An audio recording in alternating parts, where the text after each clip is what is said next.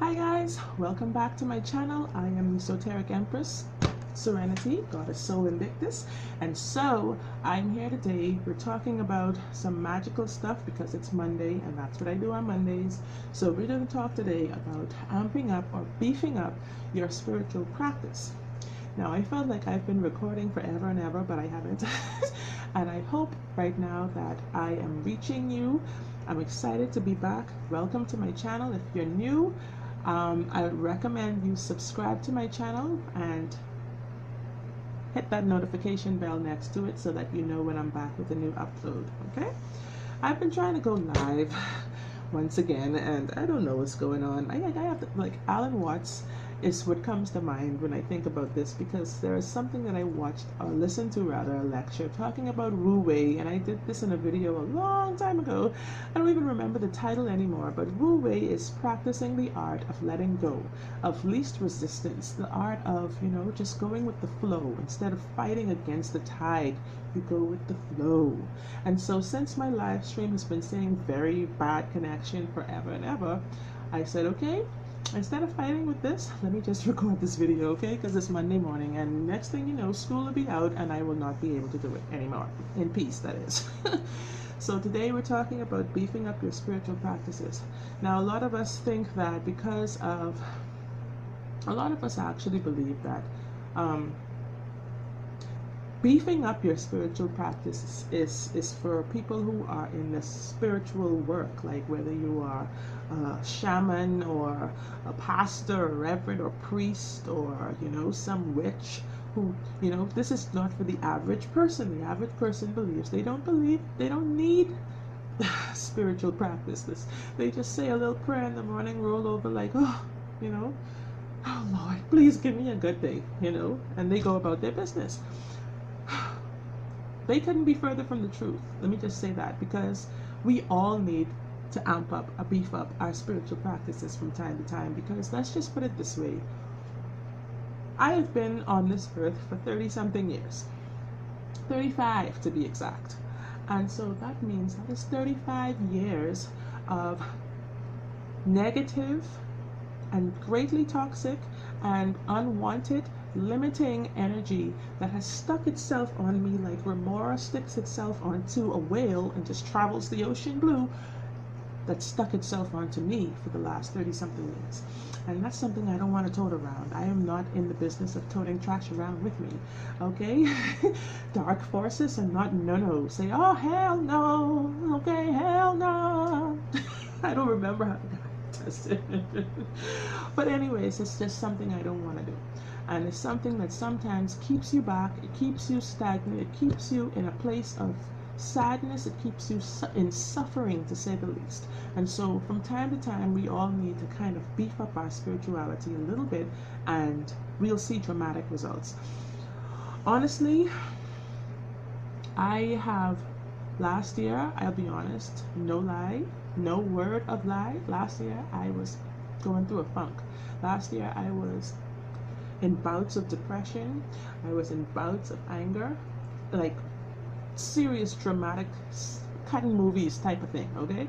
And it wasn't good, and it is something that I really wanted to free myself from. And I said, now when 2018 comes, I don't want to go into 2018 like this.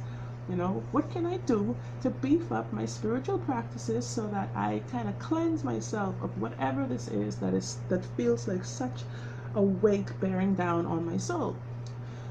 Starting researching. Okay, so now we know, first and foremost, these are my darlings, my babies. Speaking of babies, why does my daughter have this little Caucasian, like 1980s something baby alive sitting here like with its arm up like, hey, it's me, like this is your son. I don't have an interracial family, okay? So like, where do I get this white baby? She's got the black baby alive out there, but like this one is just sitting here like, and it is so creepy. Like, hey buddy. I know one thing, I don't want any more babies, so this has got to go. And I'm gonna put his head down like that. Maybe I'm gonna cover him up with a shirt. Put him there. back to what I was saying. My crystals. These I have discovered a while back, about maybe less than 2 years ago now. And like in the beginning, first of all, I didn't think they were real in the beginning. Second of all, even if they were real, I didn't think they had any effect on us as human beings. I'm like, how could these inanimate objects like heal us and like help us and save us? Until I started working with them, until I started using them on a daily basis and studying and researching about the different types. There are so many thousands of varieties of crystals that it's not even funny. But they all have wonderful, miraculous healing and transformative powers. Okay? These two right here are my favorites. I always show these because I take them with me. The obsidian and the smoky quartz. There are some other ones that I have there that I like to take with me too, but these are good for grounding. These are good for absorbing negative energy and transmuting that energy. These are good for protecting, okay? And these ones are good for healing. Malachite, I've got jade, I've got, I think this is a, what is the name? It's a lemon. Oh, I can't remember. There's so many of it, like, but of them. This one is not calcite. Anyways, it'll come to me. But just like it represents the sun, these represent like your heart chakra. It opens you up for healing. Okay? And when you use them in the meditative process, that's when you notice the biggest difference, because I know sometimes I get into arguments, like, as a married person, you get into arguments here and there over the stupidest things. And take an amethyst, take a smoky quartz, take a malachite or the green aventurine, that is awesome. And you just hold them in your dominant hand sometimes and just relax your mind. Just relaxing your mind alone can change your energy and your emotions. However, I don't go into it with an expectation that the crystal is going to do it. I go into it just feeling, just allowing. And that is the greatest thing, because you see within 5 minutes, your entire demeanor is changed. Your entire outlook is changed. And that is the power of these crystals. These come from the earth. And so do we, So that means naturally we are connected. We're connected on the earth plane. We are, of course, spiritual beings having a human experience in this shell, but that means, these things on the earth are also here for our use, for our benefit. We are thankful for their powers, their capabilities. So I just saw something the other day that said, when you die and you're put back into the ground, is when you realize that, you're not. How does it go that you're not here, that you are here from the earth, or the earth, I'm trying to remember how it went. Anyways, the opposite of what I'm about to say, basically, that I realized that the earth, like these things on the earth, are here for you, for your benefit. You're not here for their benefit. I'm not here to benefit the animals. I'm not here to benefit the trees and the crystals and the trees and all of these resources that have been put here, created so magnificently, have been put here for our benefit. Okay? So this is why it is important for us to realize that we can utilize all of these tools to grow in a spiritual way, emotionally, physically, to heal, to transform, okay, to just get better. And that's why we need to amp up our spiritual practices. So now another way that I have found that cleanses a lot of stagnant, old, dirty energy from our space, from ourself, from our place, from other people. We are in contact with a lot of things of the negative form, things that are not so pleasant, things that, like I said, have stuck around with us. Let's just say you live in a home. Sometimes you don't know what massacre could have taken place in that house. You're just living in an apartment. You just moved there a year ago, okay? And you come in with your little first and last rents or whatever, and your bag of stuff and your boxes, and you move in. Some people don't even pray out their house. They don't do anything. They just move in, maybe sweep the floor and like mop and start setting up their new furniture and everything, or their old furniture. And do you know the energy that is left in that place of abode, that a person could have been slaughtered in, or that a serious, terrible crime or fire could have happened, or something like, think about it. You let your imagination run wild with things that could have taken place in that place, all right? Then, not to mention, think about yourself. You are, however old, you've taken around all of the pain and suffering of your ancestors on you. Just basically just hearing the stories of your ancestors sometimes is enough to leave you burdened and leave you weighted down with their suffering. Just listening to my grandma from I was a little child talk about things like from her previous marriage, or not previous, her only marriage, but at that time she was already divorced, but talk about the pain and suffering and things that I knew right to that day she was still carrying in her heart, and she needed to exhaust that. She needed to vent, and so I was the only one there to get vented too. So I heard all of these things, and so from a child I was taking on these stresses of my grandmother, and then the stresses of her parents and grandparents and stuff like that. Not to mention, you have been in relationships, you have been with other people, you've been intimate with other people, you've been doing all of these things, physically connecting yourself to a person through intercourse, through sex. And as we know, you may not want to accept this, but as we know, you're taking on their energy. You're taking in their energy, not on, in. Okay? As a woman especially. Maybe as a man, if you're like that, you're taking it in.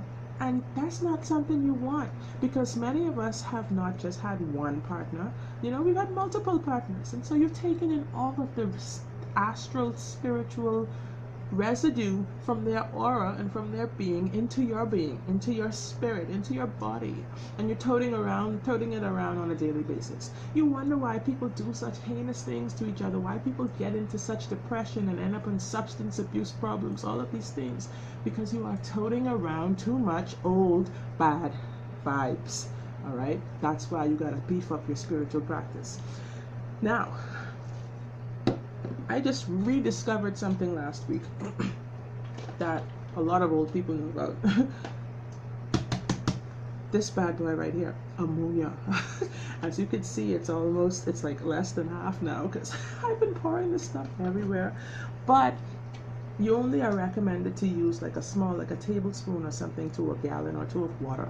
Not a lot, a little bit goes a long way, because this is supposed to be the bad boy of cleansers, the bad boy of hex removal, the bad boy of removing toxic, negative energy, the bad boy of releasing and breaking curses, the bad boy of chasing away spirits, negative entities that are lurking around your space, the bad boy of all of that. Now, this also is the bad boy of luck drawing, of money drawing, and all of that. But if you use too much of it, it is known that ammonia would take away the good benefits as well as the bad. It's kind of like chemotherapy, Too much of anything is not a good thing. But especially in the case with ammonia. Ammonia has been known from time immemorial. This is stuff from the Romans. The Romans used ammonia because it was a powerful cleanser. I'm trying to get this picture up, but anyway, I'm gonna say ammonia in magic, okay, because that's what we're looking for, spiritual uses for ammonia. And this is something my grandmother used to use. A lot of old people use it because they know of its powerful effects. Now in more modern times, people who practice hoodoo and voodoo and Wicca and maybe Santeria, all kinds of different religious paths, utilize this bad boy right here. Okay, it's a powerful purifier. It cleanses, it is to cleanse physically as well as spiritually, and spiritually more importantly than physically. but physically first, of course. You want to wipe down, put a little couple drops in your like mop water or whatever after you finish sweeping and all that, to cleanse your place with.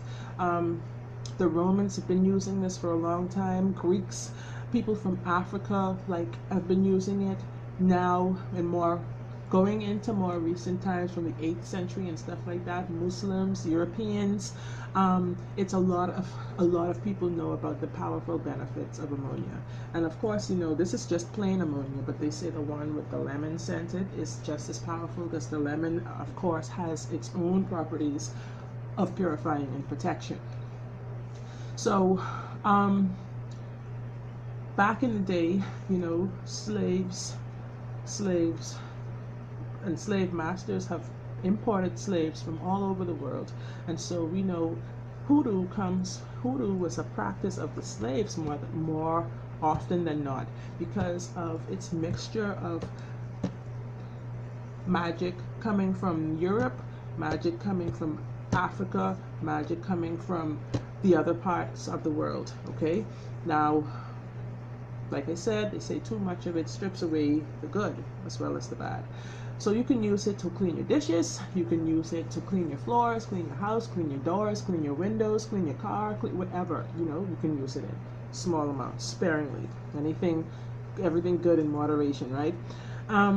Good at breaking curses and all of that. You can use it as part of your spiritual bath as well, small amount, because it has nothing to do with your skin.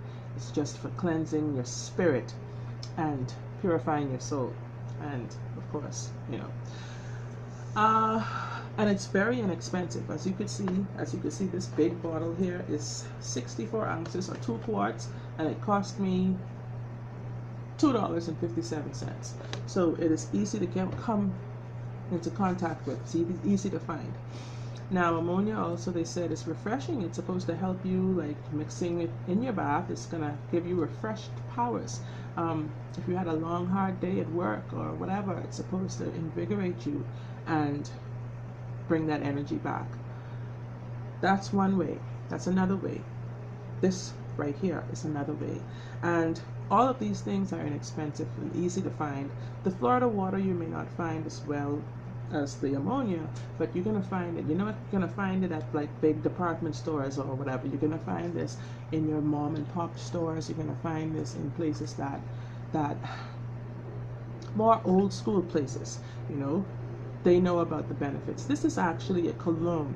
This is actually one of the most popular colognes on earth. Do you believe that? I didn't believe that until I noticed how many people know about Florida water. I grew up with this in my house. And my grandma was a devout Christian, okay?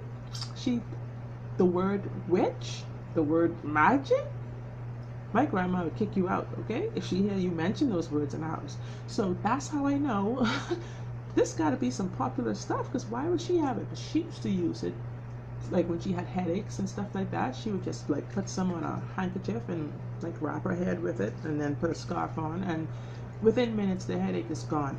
You know, I never believed that it was possible, but it worked every time for her. Same thing my mother-in-law does, same thing. And there are so many powerful ways that you could use Florida water. Florida water is made up of course, they say, you know, the name comes from the fountain of youth that is supposed to be located in Florida. And it consists of alcohol and lots of other essential herbs, but mainly like citrus essential oil, lemon essential oil, and lavender. This has such a unique smell. You will never like confuse this for something else. You will know when you smell Florida water, you know that's Florida water. Seeing that I can't smell, like I have anosmia, you know, from a traumatic accident that happened years back. I may not be able, the only thing that I cannot take from this is that mind like connection to, say, smelling my grandma's bedroom when I was 12 years old, like putting me back into that mental place of, oh, that reminds me of my grandma, like that kind of stuff. Like, no, I can't. that doesn't happen for me. But based on the research that I've done, the aromatherapy, the aromas that are in a product or item, the smell of it basically is still going to have that effect on the brain. It has a soothing effect. This is used for protection. It's still going to work. Aromatherapy still works because the essential oils, the ingredients in this, still have powerful benefits and uses, whether you can smell it or not. You know what I mean? But the smell is supposed to induce certain feelings in you. And so that's why, just my mind alone, I know what it smells like because I've smelled it before. It's not like I was born with anosmia. I know what this smells like. I may not could remember it like exactly because it's been years ago since I smelled it, but it works. Now ammonia, Florida water has many uses. Okay, people use this to rub down in. This is supposed to be like, just like ammonia does, it breaks the negative energies, such as holy water. In other words, it's a hex breaker. It's protective. It's a protectant.